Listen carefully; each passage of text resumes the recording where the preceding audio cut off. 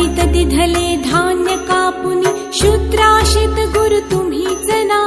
रत्नाईचे कुष्ठ दवडिले तीर्थे वर्णित तुम्हीच ना आठही ग्रामी भिक्षा केली दीपवाळी दिनी तुम्हीच ना भास्कर हस्ते 4 सहस्त्र भोजन दिधले तुम्हीच ना